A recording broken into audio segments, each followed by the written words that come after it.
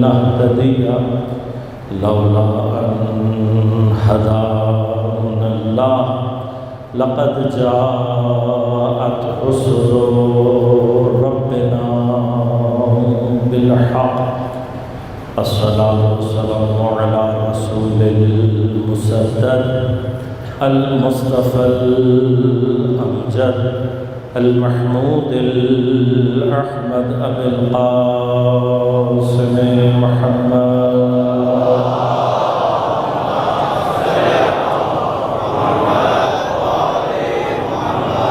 والصلاة والسلام على أسد الله الغالب غالب على كل غالب علي بن أبي طالب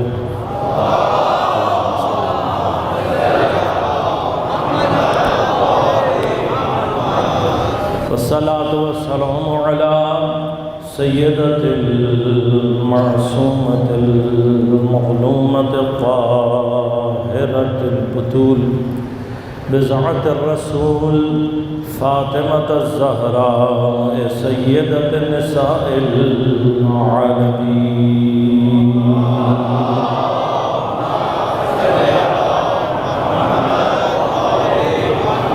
والصلاة والسلام على الحسن المجتبى والحسين المظلوم وأهل بيته الطيبين الطاهرين المعصومين المظلومين المنتجبين المنتخبين لا سيما بقية الله في الأراضين روحي وأرواح العالمين لتراب مقدمه الفداء ولعنة الله على أعدائهم أجمعين أما بعد قال الله تعالى في كتابه الكريم بسم الله الرحمن الرحيم إنما يريد الله ليذهب عنكم الرجس أهل البيت ويطهركم تطهيرا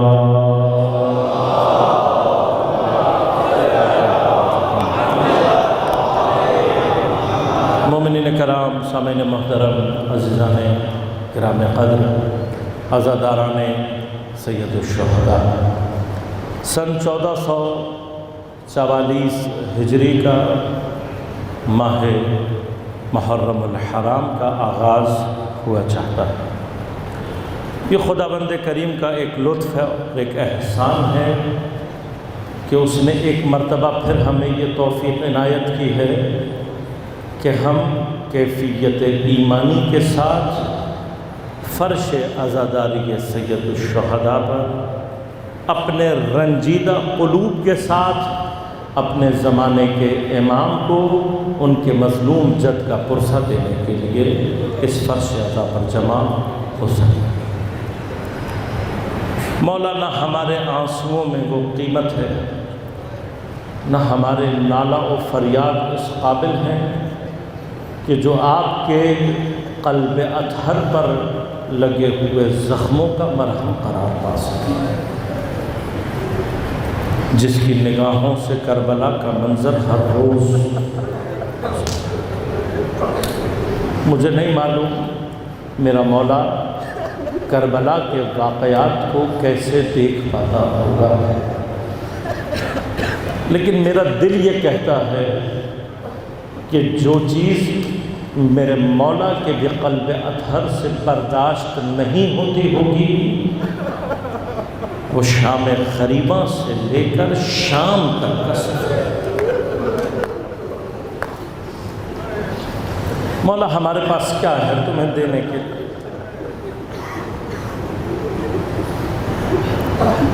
16 سال کے بعد 1444 16 سال کے بعد کربلا کے واقعے کو گزرے ہوئے 1400 سال ہو جائیں گے۔ جب 1400 سال کا فاصلہ ہم جیسے گنہگاروں کے قلب سے اپنے اثر کو محو نہیں کر سکا، تو خدا جانے وارث کربلا کے قلب پر نہ ہمارے آنسوؤں کی وہ حیثیت ہے، نہ ہمارے گریہ کی وہ اوقات ہے۔ ایک نہایتاً ناقص سا ہدیہ لے کر میرے مولا آپ کی بارگاہ میں آئے ہیں، اور صرف دعا یہ کرتے ہیں کہ پروردگار ہمیں اس قابل بنا دے کہ آپ کے ظہور پر نور کا مقدمہ فراہم کرنے والوں میں شمار ہو سکے، اس لیے کہ آپ کا ظہور کربلا کا مرہم ہے، آپ کا ظہور در و دیوار کے درمیان ٹوٹ جانے والی پسلیوں کا مرہم ہے۔ راحت قلب مصطفیٰ ہے، راحت قلب مرتضیٰ ہے، راحت قلب سیدہ، راحت قلب سید الشہداء، ظہور پر نور حضرت امام زمان علیہ السلام۔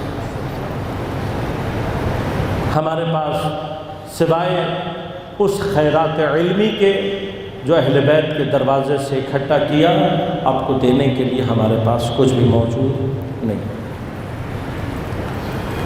اگر خداوند کریم کی توفیقات شامل حال رہیں اور ہم اس قابل رہے کہ اہل بیت اطہار کی نگاہ لطف ہمارے شامل حال رہی، تو انشاءاللہ کوشش کروں گا کہ اس سال کے عشر اولیٰ میں آیہ تطہیر کے ضمن میں کچھ مقامات اور کچھ گفتگو آپ کی خدمت میں پیش کر سکوں۔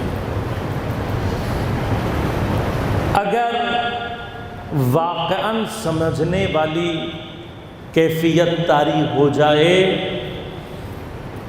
آیہ تطہیر میں پروردگار نے جو بیان کر دیا ہے وہ عقل انسانی سے ماوراء ہے۔ اصلاً عقل انسانی اس مقام کو درک نہیں کر سکتی جو مقام آیہ تطہیر میں پروردگار نے بیان کر دیا۔ میں آیت کا ترجمہ نہیں کروں گا، اس لیے کہ یقیناً آپ تمام مومنین کے اذہان عالیہ میں آیہ تطہیر کا اجمالی ترجمہ موجود رہا۔ میں کچھ مقامات تطہیر آپ کی خدمت میں عرض کروں گا، مراحل تطہیر آپ کی خدمت میں عرض کروں گا، اس لیے کہ آیت کی کیفیت ہی ہمیں یہ سمجھا رہی ہے، آیت کی ترکیب، جملے کی ترکیب یہ بتا رہی ہے کہ تطہیر بغیر اذہاب رجس کے معنی پیدا نہیں کرتا۔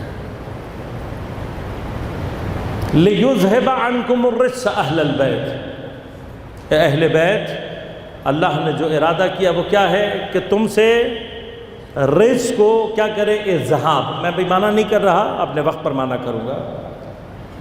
عام ترجمہ کیا جاتا ہے دور کرے یا دور رکھے، اب دور کرے یا رکھے ہے انشاءاللہ یہ مقامات آپ کی خدمت میں عرض کروں گا، اس لیے ترجمہ نہیں کر رہا بھی کہ دور کرے کا معنی کیا ہوتا ہے اور دور رکھے کا معنی کیا ہوتا ہے۔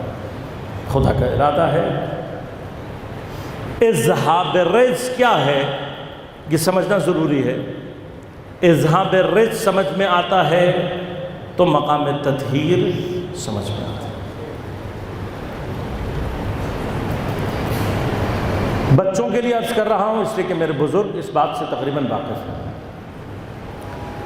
یہ آیت سورہ مبارک احزاب کی 33 نمبر آیت، 33 نمبر آیت، لیکن اس آیت کا آخری حصہ ہے آیہ تطہیر، الگ سے جداگانہ مکمل آیت نہیں۔ اس سے پہلے بھی ایک گفتگو موجود ہے اور اس کے فوراً بعد کی آیت میں بھی اسی تسلسل سے ایک گفتگو موجود ہے۔ میں انشاءاللہ جب اس مقام پر آؤں گا تو تفصیل سے یہ مقامات آپ کی خدمت میں عرض کروں گا کہ اس سے پہلے جو گفتگو چل رہی ہے ازواج نبی اکرم صلی اللہ علیہ وآلہ وسلم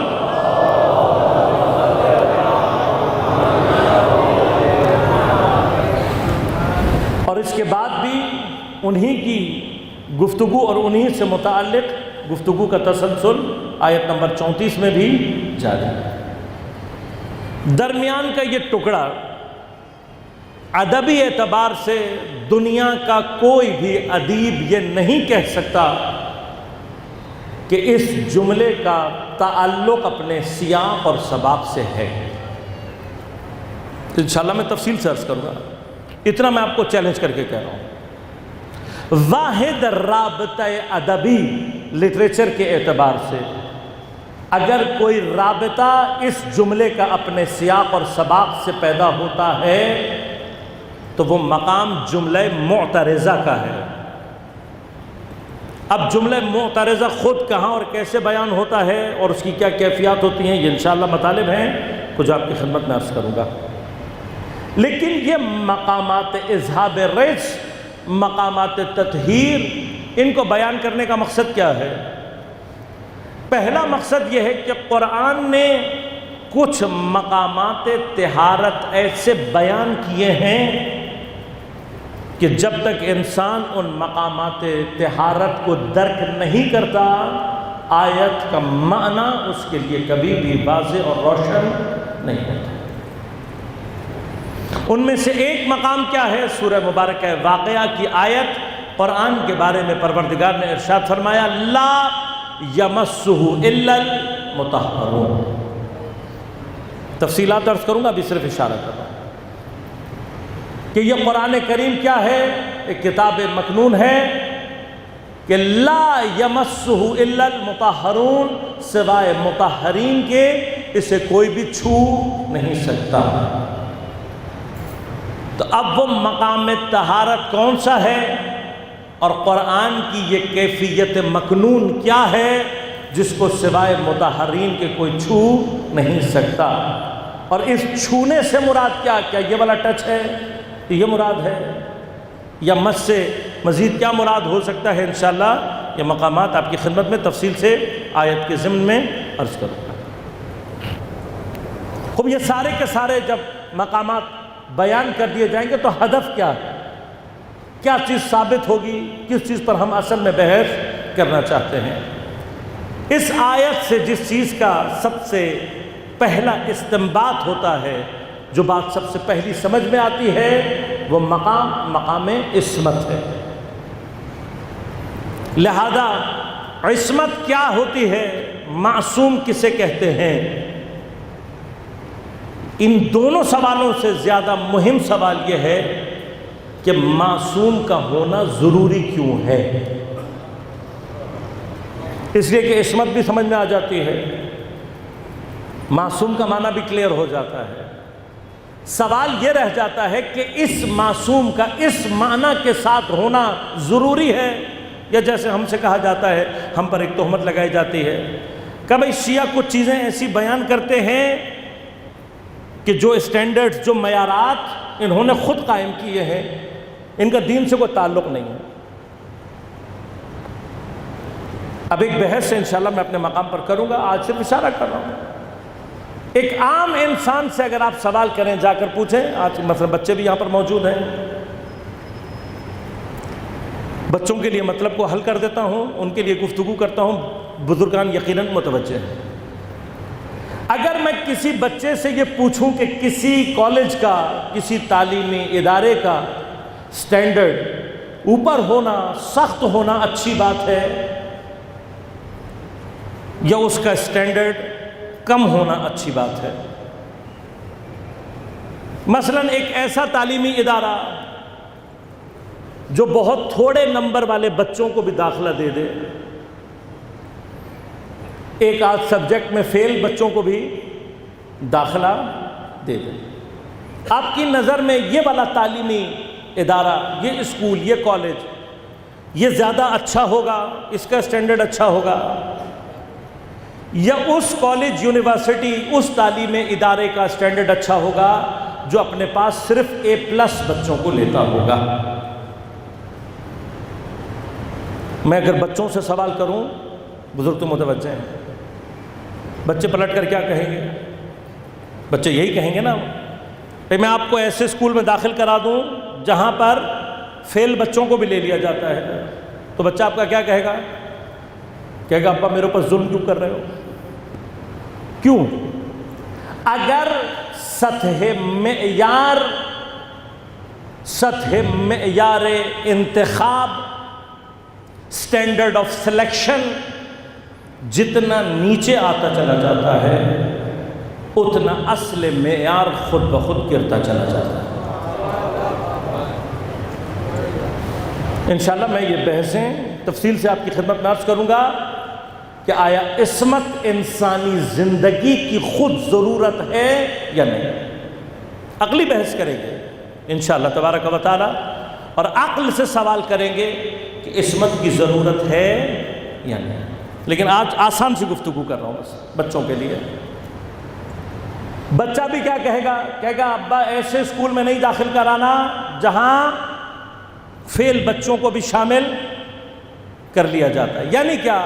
عقل انسانی حتیٰ بچے کی سطح پر بھی یہ سمجھتا ہے کہ جتنا معیار بلند ہوتا چلا جاتا ہے اتنی کیفیت خود بخود بلند ہوتی چلی جاتی ہے۔ بس آپ معیار کو جتنا نیچے لاتے جائیں گے کیفیت مقام خود بخود تنزلی پیدا کرتی چلی جائے گی۔ اب میں ان تمام انسانوں سے یہ سوال کرنا چاہتا ہوں جو اپنے بچے کے اسکول کے لیے تم معیار کو اوپر رکھنا چاہتے ہیں، خدا تک پہنچنے کے لیے معیار کو نیچے لانے کے لیے آمادہ کیسے ہو جاتے ہیں؟ بس ہمارا مسئلہ نہیں ہے یہ، اول تو ہمارا مسئلہ نہیں ہے۔ اچھا اگر فرض کریں ہم نے کہا بے فرض محال تسلیم کر لیتے لو سلمنا کہ یہ معیار شیعوں نے بنایا ہے، تو جب معیار جتنا سخت ہوتا چلا جائے گا کیفیت خود بخود اچھی ہوتی چلی جائے گی۔ یہ عقلی مسئلہ ہے، اس کا شیعوں سے تعلق نہیں ہے۔ بس اگر ہم کہیں پر مرحلے کو سخت کر رہے ہیں، معیار کو بلند کر رہے ہیں، یہ معیار کا بلند کرنا یہ بتاتا ہے ہمیں اپنے دین سے محبت کتنی ہے۔ لہذا معیار ہم نے قائم نہیں کیا، میں انشاءاللہ عقلی طور پر ثابت کروں گا کہ عصمت عقل انسانی کا تقاضا ہے اور حیات انسانی کی ضرورت عصمت ہے۔ اس کے کمال تک پہنچنے کے لیے عصمت ایک انڈسپینسبل اور ایک ناگزیر امر ہے۔ بغیر عصمت کے انسان کبھی بھی اپنے کمال کو حاصل نہیں کر سکتا۔ اور پھر انشاءاللہ ہم قرآن اور پھر روایات کو اپنے سامنے رکھتے ہوئے مقام عصمت کو آپ کی خدمت میں عرض کریں گے۔ خوب اتنی زحمت کیوں کریں گے؟ اتنی زحمت اس لیے کریں گے تاکہ آیت کا پہلے مرحلے میں صحیح معنی جس حد تک بھی ہماری حیثیت ہے خود ہمارے لیے واضح ہو جائے، ہمیں سمجھ میں آ جائے کہ پروردگار کہنا کیا چاہتا ہے، سمجھانا کیا چاہتا ہے، بتانا کیا چاہتا ہے خود اپنے لیے۔ دوسرے مرحلے میں جب مقام عصمت، مقام طہارت، مقام اذہاب رجس، یہ تمام کے تمام مقامات سمجھ میں آ جائیں گے تو پھر یہ بحث کرنے کی ضرورت پڑے گی ہی نہیں کہ کون آیہ تطہیر میں داخل ہو سکتا ہے، کون نہیں ہو سکتا۔ اس لیے کہ ہم نہ کسی کو داخل کرنے والے ہیں اور نہ کسی کو نکالنے والے ہیں، یہ کام خدا کا ہے۔ ہم نے صرف یہ دیکھنا ہے کہ خدا نے آیہ تطہیر کو کس مقام پر رکھا ہے، اور جس مقام پر اللہ نے رکھا ہے اس مقام پر کون کون آیہ تطہیر میں داخل ہو سکتا ہے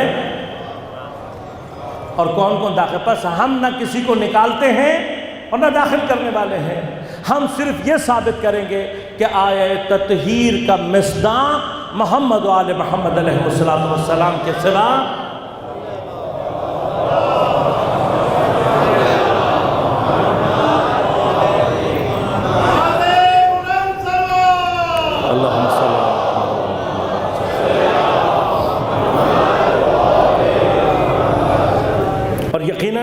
آپ متوجہ ہیں۔ یہاں پر میں نے عرض کیا اول تو نہ جسارت نہ توہین، کوئی ایسا مرحلہ درپیش نہیں ہے، ایک بحث علمی ہے، بحث عقیدتی ہے۔ ہم اپنا عقیدہ بیان کر رہے ہیں کہ ہمارے عقیدے کے مطابق مقام عصمت و طہارت کسے کہتے ہیں، اور اس مقام طہارت کو جسے ہم نے قرآن، عقل اور روایات سے سمجھا ہے، اس مقام عصمت پر کون کون فائز ہے اور کون کون فائز ہو سکتا ہے۔ یہ ہمارا عقیدہ ہے جو ہم اپنے بچوں تک منتقل کریں گے۔ اب اگر کوئی اس مقام میں داخل ہونے کی اہلیت نہیں رکھتا تو نہ ہم داخل کرنے والے ہیں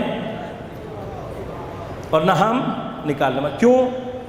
اس لیے کہ یاد رکھیے گا، ادخال ما لیس فی الدین بدعۃ، اس شے کو جو دین کا حصہ نہ ہو اسے دین میں داخل کرنا بدعت کہلاتا ہے۔ اور بدعت کے بارے میں متفق علیہ تمام عالم اسلام شیعہ سنی کا مل کر فیصلہ ہے کہ بدعت اپنے وجود کے اندر شرک ہے۔ کیوں؟ ہمارا کوئی اختیار نہیں ہے کہ ہم دین میں کوئی چیز داخل کر سکیں یا ہم اپنی مرضی سے دین میں کوئی چیز نکال سکیں۔ نہ ڈال سکتے ہیں نہ نکال سکتے ہیں۔ لہذا اگر قرآن سے اور پیغمبر کی سنت سے، احادیث سے کوئی چیز ثابت نہیں ہوتی، حتیٰ سیرہ اصحاب سے بھی کوئی شے ثابت نہیں ہوتی، تو مسلمانوں کا کسی شے کے اوپر اجماع وہ بدعت بن جائے گی جو اجماع در مقابل نص کہلاتا ہے۔ میں اس کی مثال دے دیتا ہوں، کیونکہ ہمارے ہاں برادران کے ہاں اجماع کے جو معنی کیے جاتے ہیں وہ ہمارے معنی سے مختلف ہے۔ ہمارے ہاں اجماع یہ نہیں ہوتا کہ کچھ لوگ جمع ہو کر کوئی فیصلہ کر لیں، یہ اجماع ہمارے ہاں نہیں ہے۔ ہمارے ہاں اجماع کی بہت سخت شرائط ہیں، اور اجماع اپنے اندر کاشف ہوتا ہے کسی حکم شرعی سے۔ اب میں اس کی تفصیلات میں نہیں جانا چاہتا چونکہ مباحث سنگین ہیں، اجماع کی کون کون سی اقسام ہیں، کس کس کو علماء نے رد کیا ہے، کس کو قبول کیا ہے، لیکن اجماع یہ نہیں ہوتا۔ مثلا یہ نہیں ہو سکتا کہ آج ساری دنیا کے شیعہ علماء اکٹھا ہو کر کوئی فتویٰ دے دیں اور وہ دین میں داخل ہو جائے۔ شیعوں کے نزدیک یہ چیز بدعت کہلاتی ہے، اور اتفاقاً خود اہل سنت کے مطابق بھی یہ چیز بدعت ہے۔ ہم دین میں کوئی چیز اجماع سے داخل نہیں کر سکتے۔ میں مثال دے دوں، آج اگر ساری دنیا کے مسلمان شیعہ سنی سب جمع ہو جائیں اور مل کر اجماع کریں کہ جی فجر کی نماز میں ہم 3 رکعت پڑھیں گے، ہو سکتا ہے؟ کیوں نہیں ہو سکتا؟ قرآن سے 2 رکعت فجر کی ثابت نہیں، فجر کی 2 رکعت سیرت نبی اور آپ کے بعد سیرت اصحاب سے ثابت ہے، مسلمات دینیہ میں سے ہے۔ اور مسلمات میں کون سی چیز شامل ہو جاتی ہے؟ جو متفق علیہ طور پر، جس میں کوئی کسی کو اشکال نہ ہو، کسی کے لیے کوئی چیز باعث شک نہ ہو، اس کو شامل کرنا، یہ چیز مسلمات۔ یہ مقدمہ بنا رہا ہوں، ایک گفتگو آپ کے سامنے پیش کرنا چاہتا ہوں کیونکہ مبتلا بے مسئلہ ہے۔ ہم اپنی مرضی سے اجماع کر کے کسی شے کو داخل نہیں کر سکتے۔ لہذا ابھی جو بات کر رہا ہوں، یہ جو آیہ تطہیر ہے، اس آیہ تطہیر میں لفظ اہل البیت جو استعمال ہوا ہے، اس کا مصداق کون ہے؟ تاریخ میں، سیرت رسول میں، قرآن کی زبان میں یہ اہل بیت ہیں کون؟ یہ بحث کا حصہ رہے گا انشاءاللہ۔ اچھا، اب اس کو بحث کو کرنا کیوں ہے؟ اس لیے کہ جب قرآن کی آیت نے کہا ان اللہ وملائکتہ یصلون علی النبی یا ایھا الذین آمنوا صلوا علیہ وسلموا تسلیما، اللہم صل علی محمد۔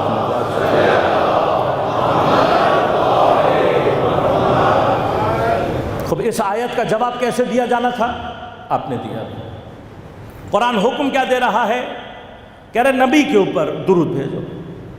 اب قرآن نے نہیں بتایا کہ نبی پر درود کیسے بھیجنا ہے، یہ کون بتائے گا؟ یہ بتائیں گے خود پیغمبر کہ میرے اوپر درود کیسے بھیجنا ہے۔ جب آیت نازل ہوئی، اصحاب نے رجوع کیا کہ مولا جب اللہ اور اس کے فرشتے بھیج رہے ہیں اور ہم سے بھی چاہتے ہیں کہ ہم آپ پر درود بھیجیں، تو ہم کیسے درود بھیجیں؟ اگر ہم یہ کہیں مثلا اللہم صلی علی محمد النبی، تو کیا آپ پر درود ہو جائے گا؟ تو جب پیغمبر نے یہ سنا تو تو آپ نے فرمایا کہا مجھ پر دم بریدہ صلوات مت بھیجو. میرے اوپر درود کب کامل ہوگا؟ کہ اس وقت کامل ہوگا جب تم میری آل کو میرے ساتھ درود میں شریک کرو گے. لہذا خود مکمل درود کیا ہے جسے پیغمبر نے تعلیم کیا، مسلمانوں کو بتایا، کیا تھا؟ اللہم صلی علی محمد و آل محمد. درود پڑھیے ایک مرتبہ بلند آواز سے.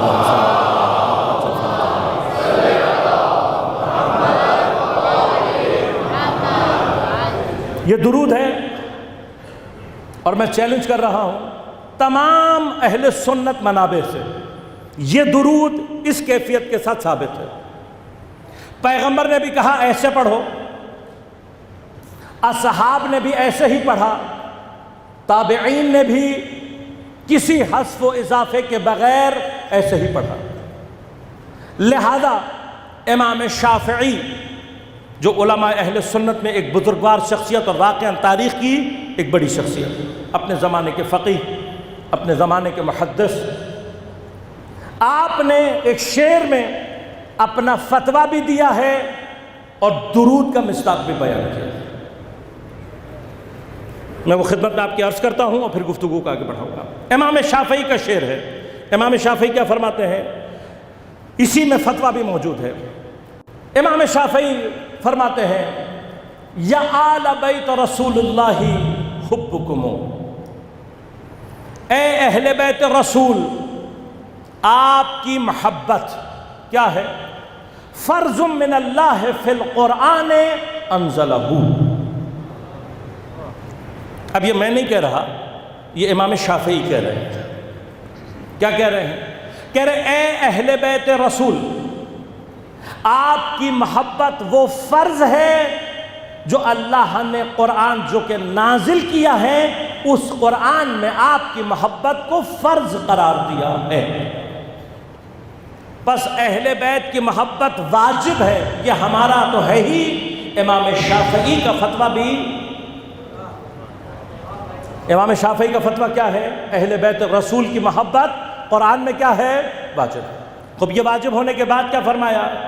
کفاکم من عظیم الفخر انکم، آپ کے عظیم فخر کے لیے یہ بات کہہ دینا کافی ہے، من لم یصلی علیکم لا صلاۃ لہ، جو نماز میں آپ پر درود نہ بھیجے اس کی کوئی نماز ہی نہیں ہوگی.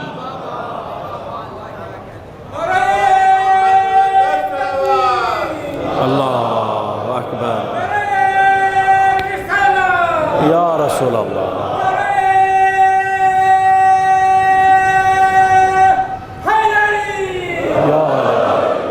لہذا توجہ فرمائیں، ہمارا نہیں کہنا. کون کہہ رہا ہے؟ اہل سنت کے بڑے ائمہ میں سے، امام فقہا میں سے امام شافعی ارشاد فرمانے. کیا کہہ رہے ہیں؟ اے اہل بیت رسول جس نے اپنی نماز میں آپ پر درود نہیں بھیجا، لا صلاۃ لہ، اصلاً اس کی نماز ہی نہیں ہے. لہذا اگر کوئی نماز میں درود پڑھے اللہم صلی علی محمد اور اس پر ختم کر دے تو امام شافعی کے مطابق اس کی نماز. اچھا امام شافعی نہیں، جتنے بھی امام فقہا ہیں سب نے متفق علیہ یہ کہا ہے کہ آل محمد پر درود بھیجنا واجبات کا.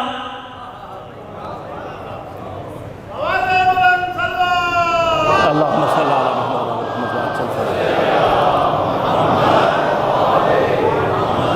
لہذا انشاءاللہ یہ موضوع انشاءاللہ شفاعت میں اس کو کھول کر بیان کروں گا. توسل اور شفاعت کا بھی موضوع رہا تو وہاں پر موضوع کو کھول کر بیان کروں گا. آج صرف اشارہ کر رہا ہوں. ہم شفیع اس کو بناتے ہیں جس کا نام لیے بغیر نماز قبول ہی، اور جانتے ہیں اب نماز قبول ہوگی تو باقی اعمال قبول ہوں گے. اگر نماز رد ہو جائے تو جتنے حج کیے ہوں سب ضائع، جتنی زکوٰۃ دی ہو سب ضائع، جتنا جہاد کیا ہو سب ضائع، جتنا روزہ سارے کا سارا ضائع ہوگا. اگر نماز رد ہو جائے تو ایک مرحلہ نماز کے رد کا کیا ہوگا؟ نماز کو تول کے صرف یہ دیکھا جائے گا اس میں آل محمد کا درود ہے. تو جس کی وجہ سے نماز قبول ہوتی ہے اسی کو وسیلہ بناتے ہیں، اور قیامت کے دن اسی کی شفاعت اسی سے متوقع ہے۔ تفصیلات انشاءاللہ اپنی جگہ پر محفوظ ہیں۔ مرحلہ کیا ہے؟ مرحلہ یہ ہے کہ یہ جو درود ہے آل محمد تک، یہ سارے کا سارا امت اسلامی میں ثابت درود ہے، ثابت ہے۔ اس سے آگے اس سے پیچھے کوئی اور درود متفق علیہ نہیں ہے۔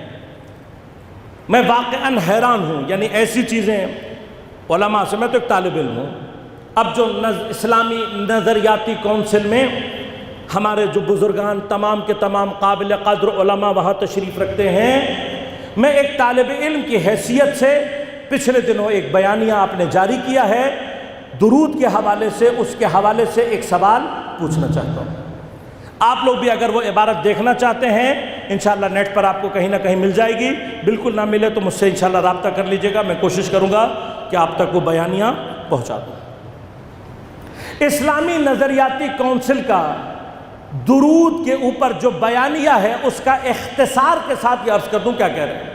کہہ رہے ہیں کہ محمد و آل محمد تک درود متفق علیہ تمام مسلمانوں میں ہے، لیکن مسلمانوں کا بالاتفاق یہ شیوہ رہا ہے۔ اب میں ایک مقدمہ بنا چکا ہوں گفتگو کا، اگر سارے مسلمان جمع ہو جائیں اور وہ چیز جو پیغمبر کی حدیث سے، صحابہ کے سیرت سے ثابت نہ ہو رہی ہو، اسے مل کر دین میں شامل کرنے کی کوشش کریں، یہ میں نہیں کہتا، خود اہل سنت کے فقہ کے مطابق بدعت ہے، اور بدعت حرام بھی ہے، اور کیا ہے؟ شرک بھی ہے۔ اب میں یہ تمام علماء قابل قدر ہیں، میں ایک طالب علم ہوں بہت ادنا سا، میں نے آپ ہی کی کتابوں میں، آپ ہی کے دروس میں یہ سیکھا ہے کہ اگر کوئی اجماع نص کے مقابل پر آ جائے بدعت ہو جاتا ہے۔ اب آپ اپنے بیانیے میں کہہ رہے ہیں کہ جو درود پیغمبر کی احادیث اور اصحاب کی سیرت سے ثابت ہے وہ آل محمد پر آ کر ختم ہو جاتا ہے،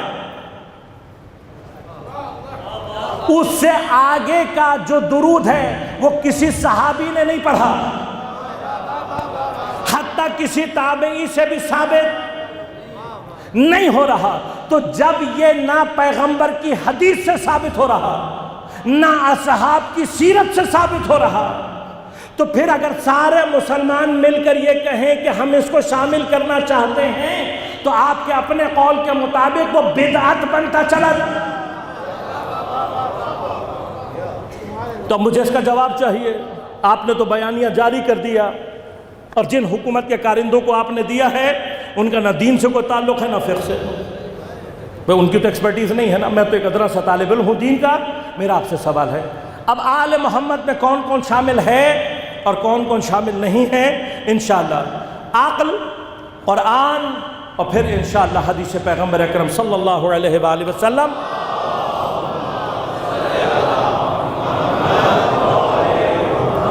سیرت اصحاب اور تاریخ مسلسل، ان تمام سے انشاءاللہ ہم ثابت کریں گے کہ مقام کیا ہے۔ یہ وہ ساری ابحاث ہیں انشاءاللہ جو اگر خداوند کریم کی مدد ہماری شامل حال رہی تو ان ایام میں کوشش کروں گا کہ آپ کی خدمت میں پیش کر سکوں۔ آج ابتدائی طور پر مقام عصمت کی ایک تعریف کرنا چاہتا ہوں تاکہ آپ کے اذہان عالیہ میں یہ تعریف محفوظ رہے، اور پھر ہم آگے جتنے بھی ابحاث کریں گے ان سب کی بازگشت اسی عصمت کے معنی کی طرف ہو۔ خوب، عصمہ، عین صاد میم، یہ اصل مادہ ہے۔ عربی میں یہ معنی کس لیے استعمال ہوتا ہے؟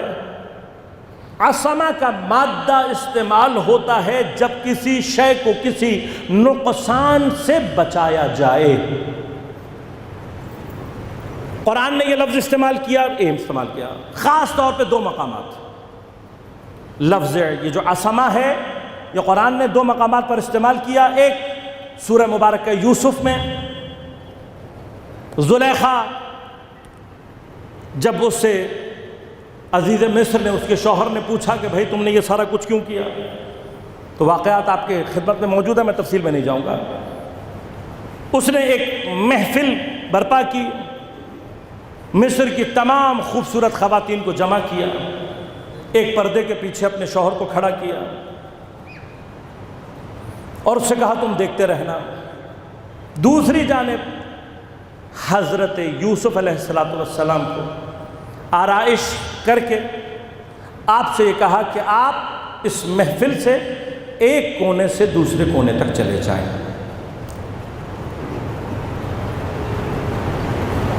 کون سی خواتین ہیں یہ وہ خواتین ہیں کہ جو شہوت پرست ہیں، یہ وہ خواتین ہیں جو لذت پرست ہیں، یہ وہ خواتین ہیں کہ جن کے اندر خیانت کا مادہ پایا جاتا ہے۔ اور اس اعتبار سے حضرت یوسف پر یہ ایسا ظلم تھا کہ اس واقعے کے بعد حضرت یوسف نے دعا مانگی ہے کہ پروردگار مجھے تو قید خانے میں ڈلوا دے۔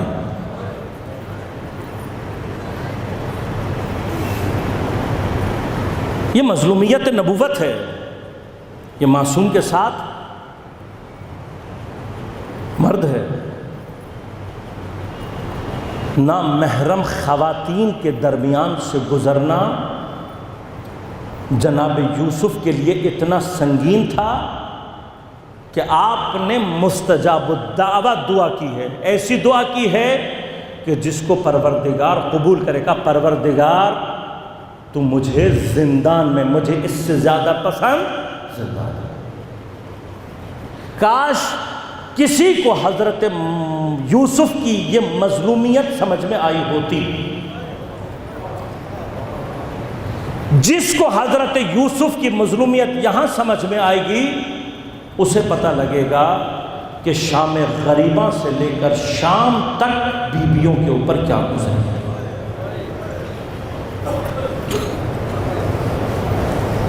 جو قوم حیا کے معنی نہیں جانتی، جو قوم عفت کے مضمون سے ناآشنا ہے، جو خواتین حجاب کو اپنے لیے اذیت اور آزار سمجھتی ہیں، جو خواتین اپنی نمائش کو فیشن سمجھتی ہیں، جو خواتین بدحجابی کو اپنا حق سمجھتی ہیں، ان کو کبھی سمجھ میں نہیں آئے گا کہ شام غریبہ خواتین، شام غریبہ اہل بیت کے گھر کی خواتین کے اوپر مصیبت کیا نازل ہوئی تھی۔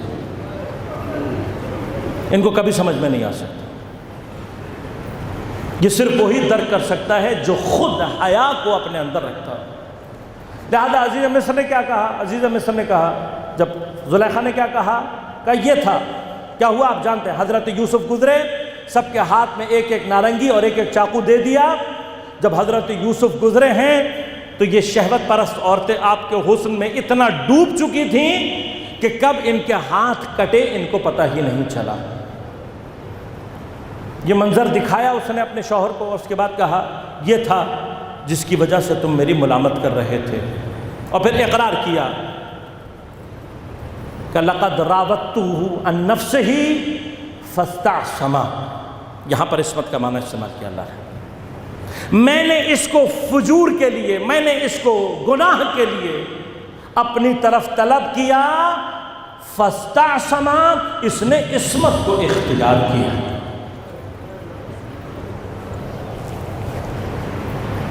اگر صرف یہ ایک مقام مسلمانوں کو سمجھ میں آ جائے کہ اللہ نے عصمت کا معنی پورے قرآن میں اگر کسی کے لیے کیا ہے تو وہ کسی معصوم نبی کے لیے کیا ہے۔ پس قرآن جس عصمت کے معیار کو قائم کرتا ہے اس پر یوسف جیسا نبی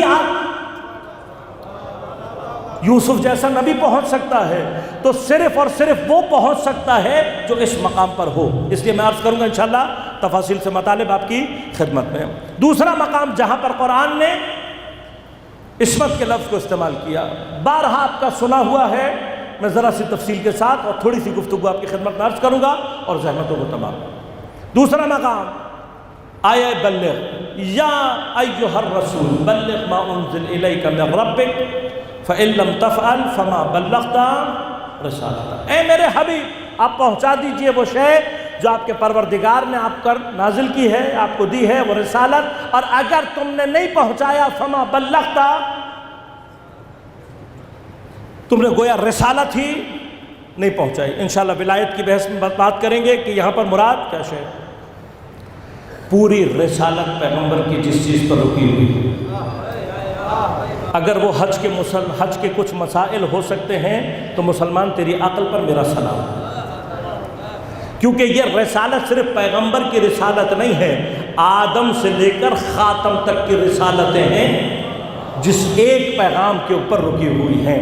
بس اس کا وزن کم از کم اتنا ہونا چاہیے کہ خود رسول اپنے ہاتھوں پہ بلند کر کے بتائے وہ شخص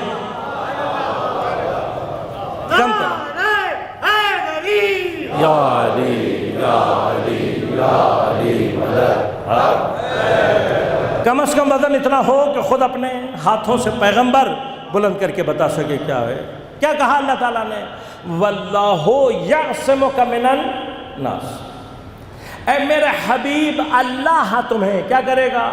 اب میں لفظ استعمال کر رہا ہوں، معصوم رکھے گا لوگوں سے، یہ میں نے معنی کیا۔ اب اس کا معنی کیا کریں گے آپ؟ ساری دنیا کیا معنی کرتی ہے؟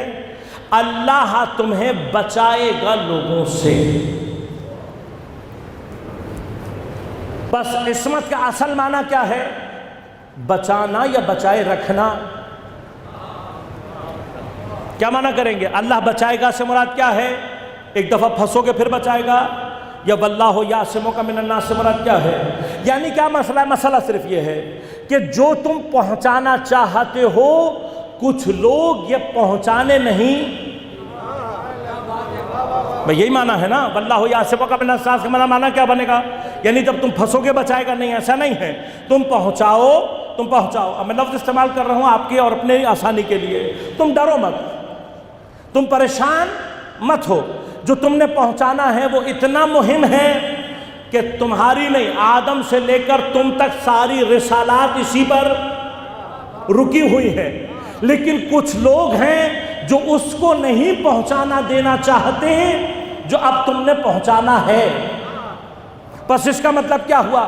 رسول کی اس تبلیغ کے راستے میں کچھ لوگ حائل ہیں، اور وہ ایسے ہیں کہ اللہ پیغمبر سے یہ کہہ رہا ہے کہ تمہیں ڈرنے کی ضرورت نہیں ہے، میں تمہیں ان سے بچا کر رکھوں گا، میں تمہیں بچا کر رکھوں گا۔ اب سوال صرف اتنا ہے، پیغمبر نے پہنچایا یا نہیں؟ اب کچھ بھی ہو، تھوڑی دیر کے لیے مان لیں کچھ بھی ہے، کچھ بھی تھا، اگر آپ کہتے ہیں پیغمبر نے نہیں پہنچایا تو پھر رسالت خطرے میں۔ اگر آپ یہ کہتے ہیں کہ پہنچا دیا تو میرا سوال آپ سے صرف اتنا ہے، خدا نے بچایا یا بچا کے رکھا؟ خب اگر یہاں پر عصمہ کا معنی یہ نکل رہا ہے کہ خدا بچا کر رکھے گا تو آیہ تطہیر سے جو عصمت ثابت ہوگی وہ خود بخود ثابت ہو جائے گی۔ پاک کرے گا نہیں، تمہیں پاک رکھے گا انشاءاللہ مطلب کو اپنی جگہ ثابت کروں گا۔ یہاں پر عصمت کیا مراد کیا ہوئی؟ بچا کر رکھے گا، یعنی کچھ ایسا تمہارے اندر عطا کرے گا، تمہیں ایسی کیفیت میں رکھے گا کہ یہ لوگ اس تبلیغ کے درمیان حائل نہیں ہو سکیں گے۔ بس اب میں سارے عالم اسلام سے ایک سوال کرنا چاہتا ہوں، یہ وہ لوگ کون ہیں کہ جن سے اللہ اپنے پیغمبر کو بچا کر رکھنا چاہتا؟ بھئی کوئی تو نام ہوگا نا ان کا نام کوئی تو ہوگا۔ اب یہ کون ہیں؟ کیا یہ کفار ہیں؟ تو آپ جانتے ہیں کہ یہ وہ مقام ہے کہ جس سے پہلے پیغمبر نے تبوک کے مرحلے میں جا کر اس سرحد پر، جس سرحد سے رومیوں اور ایرانیوں دونوں سے خطرہ تھا، اتنا بڑا لشکر لے جا کر پیغمبر نے دونوں کو اتنا خوفزدہ کر دیا تھا کہ نہ پھر روم کی ہمت ہوئی حملہ کرنے کی، نہ ایران کی ہمت ہوئی اس مسلمانوں پر حملہ کرنے کی۔ مشرکین کا سلسلہ اور چیپٹر پیغمبر نے ویسے ہی بند کر دیا۔ کفار کا سلسلہ مکے کی فتح کے بعد ختم ہو گیا۔ مشرکین کا سلسلہ سورہ براءت کے ساتھ ختم ہو چکا۔ اب نہ کافروں کا خوف ہے، نہ رومیوں کا خوف ہے، نہ ایرانیوں کا خوف ہے، تو واحد خوف جو بچتا ہے مسلمانوں کی صفوں میں موجود کچھ منافقوں کا۔ تو اتنا تو ماننا پڑے گا کہ پیغمبر کی حیات کے آخری مرحلے میں یہ منافق اتنے طاقتور ہو چکے تھے کہ اللہ نے کہا اے نبی اب پہنچا دو اور پھر ڈرنا نہیں ہے، ہم ان سے تمہیں بچا کر رکھیں گے۔ لہذا کل میں گفتگو کو یہاں سے شروع کروں گا کہ یہ منافقین یہ کون سی کیفیت ہے، یہ کون لوگ ہیں اور کیا سلسلہ ہے، اور عصمت کے معنی شیعوں کے نزدیک عصمت کے کیا معنی ہیں، باقی جو فقہائے اسلام ہیں ان کے اندر فرقے جو موجود ہیں ان کے اندر عصمت کا کیا معنی ہے، اور کون سا معنی قرآن کے معنی سے سازگار ہے یا نہیں، انشاءاللہ یہ مطالب آپ کی خدمت میں عرض کروں گا۔ اس سے پہلے کہ میں مصائب کے حوالے سے مطالب آپ کی خدمت میں عرض کروں، ایک مقام جو آپ کی خدمت میں عرض کرنا ضروری سمجھتا ہوں۔ کل جو حادثہ گلگت شہر میں پیش آیا، سب سے پہلے تو ہم شدید مذمت کرتے ہیں اس حادثے سے متعلق کہ جو پیش آیا ہے، اور آپ جانتے ہیں کہ یہ شریر ایک اقلیت ہے، تکفیری اقلیت ہے، اس کا ہرگز تعلق، میں ہر دفعہ کہہ چکا ہوں، بار بار کہتا رہوں گا کہ اس کا ہمارے برادران اہل سنت سے کوئی تعلق نہیں۔ ہم اس بات کو بہت اچھی طرح سے جانتے بھی ہیں اور اس کو بہت اچھی طرح سے مانتے بھی، ہمارا ایمان ہے۔ یہ اصلاً ڈپلومیٹک الفاظ نہیں ہیں، اس منبر سے ذمہ داری کے ساتھ کہہ رہا ہوں، یہ ہمارے ایمان کا حصہ ہے، یہ ہمارے یقین کا حصہ ہے کہ ہمارے برادران اہل سنت اور خصوصاً محبان اہل بیت ان کا کوئی تعلق اس تکفیری گروہ سے نہیں۔ یہ وہ اقلیت ہے کہ جسے متاسفانہ پاکستان میں حکومتی سرپرستی حاصل ہے، اور یہ بار بار ہو رہا ہے، مسلسل ہو رہا ہے۔ ایک طرف آپ معاہدے کرتے ہیں پاکستان میں امن قائم کرنے کے، اور دوسری جانب اس امن کو جو سب سے زیادہ خطرہ لاحق ہے اس کو آپ اپنی ہی آستین کے نیچے پالتے ہیں۔ ہماری زبان میں اس کو منافقت کہتے ہیں۔ اگر پاکستان کی بقا، اگر پاکستان کا امن درپیش نہ ہو تو ہم بہت سارے اقدامات کر سکتے ہیں۔ میں سب سے پہلے، کیونکہ میں حکومت سے کوئی اپیل نہیں کرنا چاہتا، جن محافظوں کی کوہنیوں سے شیعوں کا خون ٹپک رہا ہو ان محافظوں سے کسی بھی قسم کی اپیل کرنا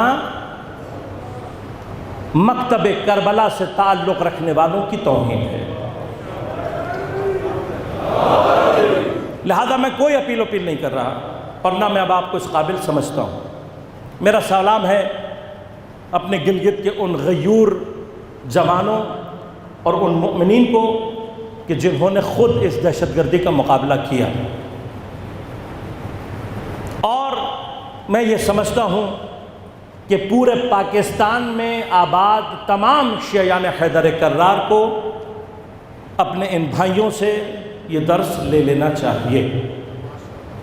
جہاں بقا کی جنگ جاری ہو جائے اور محافظ ہی قاتل بن جائیں یا قاتلوں کے سہولتکار بن جائیں، وہاں پر اپنے دفاع کا سامان خود کرنا سیکھیں۔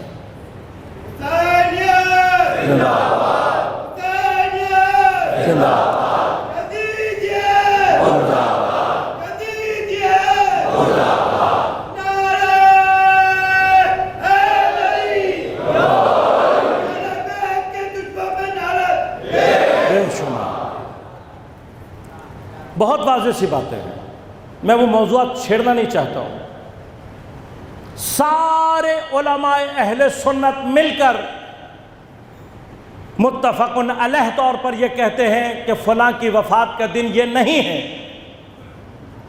لیکن آپ کی سرپرستی میں اور آپ کی اجازت سے یہ شریر گروہ اپنی مرضی سے بدعتیں ایجاد کرتے ہوئے جب ان کا دل چاہتا ہے ڈھونڈ کر شیعوں کی تاریخیں 18، 22، پہلی 15 بس نہیں چلتا، ورنہ یہ 15 شعبان کو بھی کوئی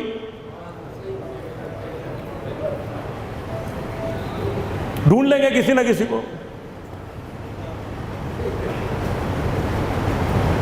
یہ ان کا رسول ہے۔ کوئی اہل سنت کی تاریخ کوئی کچھ نہیں کہہ رہا،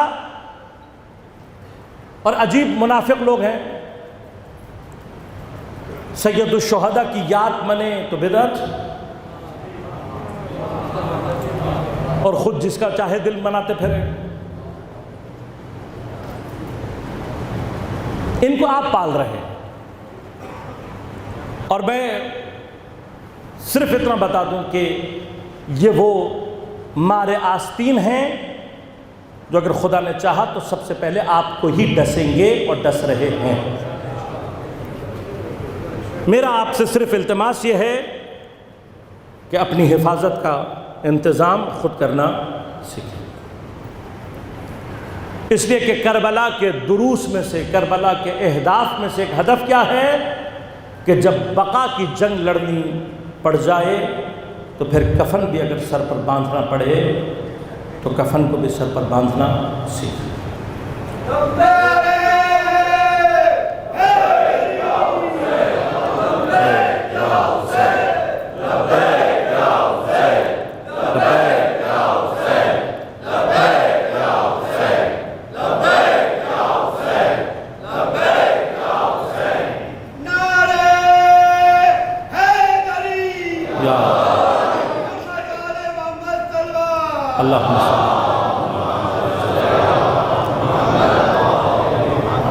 سید الشہداء کے دروس میں سے ایک درس کیا ہے؟ جب دین کی بقا کا مسئلہ آ جائے، جب یزید ملعون جیسے لوگ خلیفۃ المسلمین کہلانے لگیں تو سمجھ لو کہ اسلام اپنے خاتمے کی طرف جا رہا ہے۔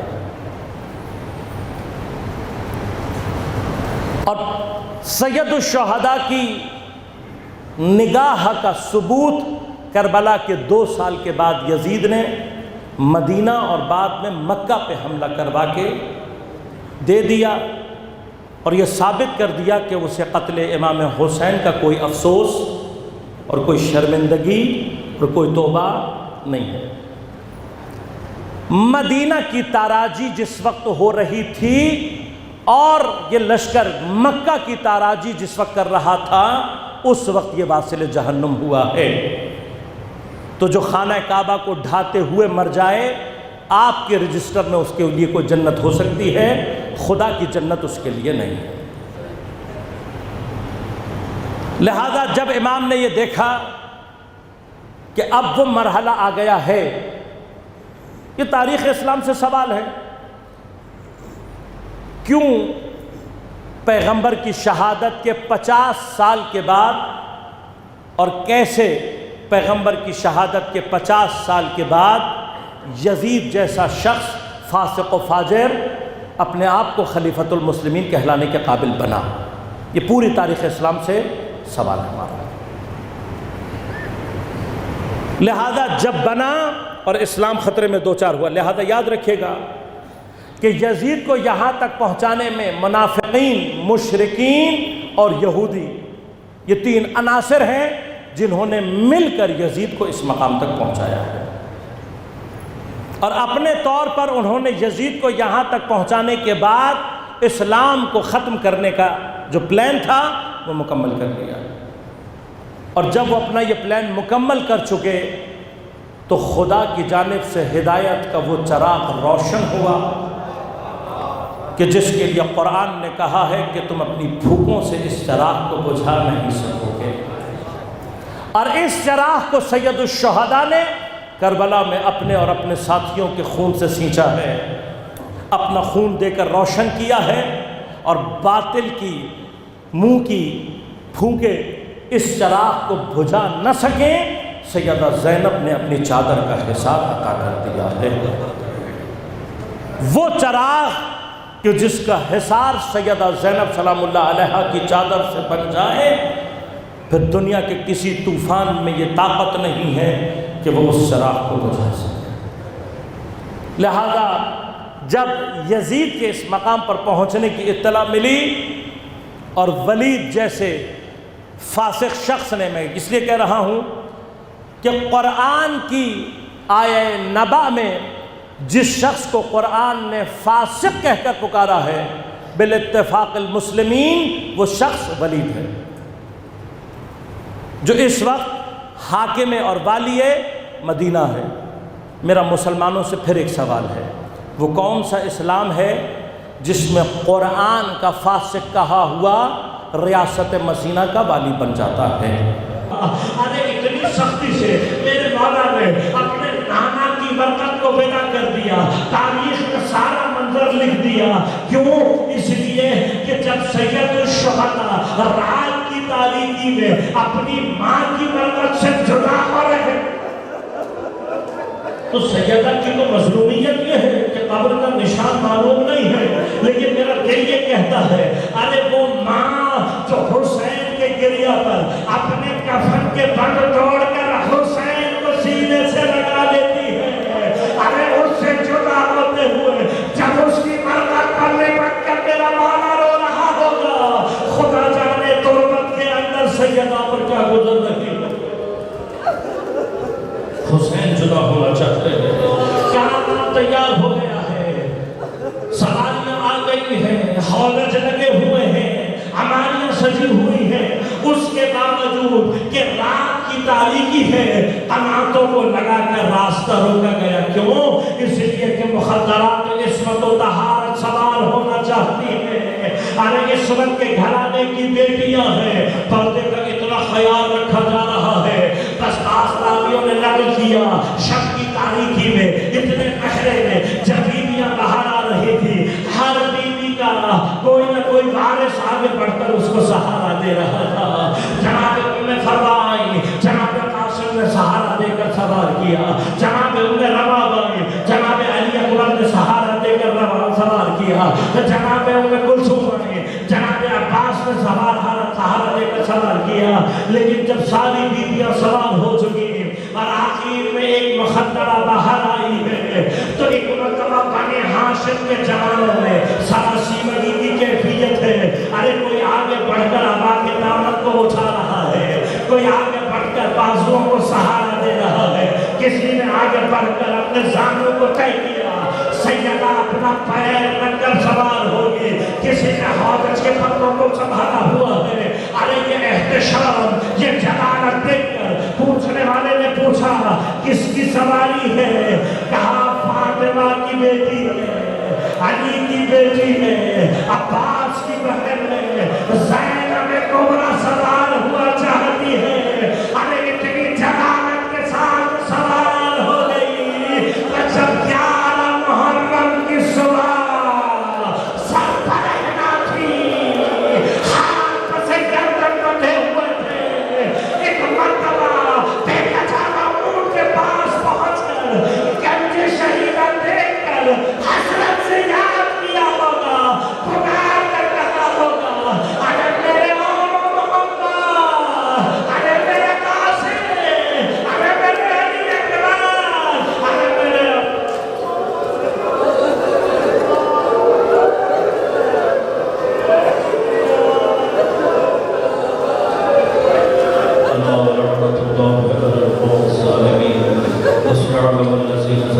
علی اکبر، ارے میرے بارے اللہ ہماری خمقصر سے عبادت کرنے بار کا قبول و منظور فرما، بحق زہرا و ابیہا و بعلہا و بنیہا، منتقم زہرا، منتقم کربلا، منتقم اسیران کربلا، امام زمان علیہ السلام کے ظہور میں تعجیل فرما۔ بارے اللہ عزاداران سید الشہداء دنیا میں جہاں جہاں ہیں، عزاداری سید الشہداء دنیا میں جہاں جہاں ہو رہی ہے، سب کی حفاظت فرما۔ دشمنان دین، دشمنان عزاداری جس شکل، جس نوعیت میں، جس کیفیت میں جہاں جہاں ہے نیست و نابود فرما۔ بارے اللہ بحق زہرا و ابیہا و بعلہا و بنیہا، بارے اللہ بحق زہرا و ابیہا و بعلہا و بنیہا، تمام علماء مراجع نظام کی حفاظت فرما۔ بارے اللہ کل کے حادثے میں ہونے والے جو مجروحین ہیں ہمارے، ان کو جلد از جلد شفاء کامل عاجل عنایت فرما۔ ہمارے دو بچے شہید ہوئے، بارے اللہ ان کو جوار سید الشہداء میں جگہ عنایت فرما، ان کے لواحقین کو صبر عنایت فرما، دشمنان دین کو نیست و نابود فرما۔ ہم سب کو امام زمان علیہ السلام کے اعوان و انصار و شمار ہونے کی توفیق عنایت فرما۔ ربنا تقبل منا انک انت السمیع العلیم برحمتک یا ارحم الراحمین۔